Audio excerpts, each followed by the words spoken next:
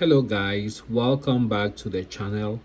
We are looking at the stock price of KE Holdings, which yesterday went down 23.93%, and today in the pre-market it is up 4.82%. Now you can see that the volume yesterday was really high, 38 million compared to the 10.8 million share exchanging hands average.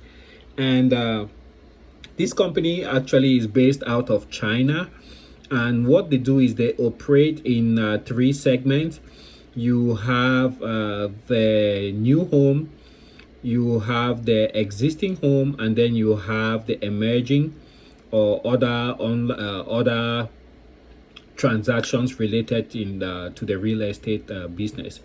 So what they do is they have an app, and they also have brick and mortar stores that facilitate real estate transactions, be it purchases, rentals, or construction of new buildings. And as you can see, yesterday the stock was down a lot, by a lot, relative to the general market here in the United States. And today it is recovering in a very healthy manner. Now, it is difficult to find a catalyst for what is going on, but just within the past hour, we know that some positive news is coming out of the Russia and Ukraine situation. Yesterday, the Russian columns that were descending upon Kiev, and Kiev is the capital of Ukraine, they inched forward. They moved forward by about I think 3 miles. So now they are really close to the city center of Kiev. And reports coming in just about an hour ago from reputable sources online, these are major online outlets, seem to suggest that those Russian columns advancing upon Kiev are getting into firing positions. So exactly what's happening there, it seems to be very fluid right now.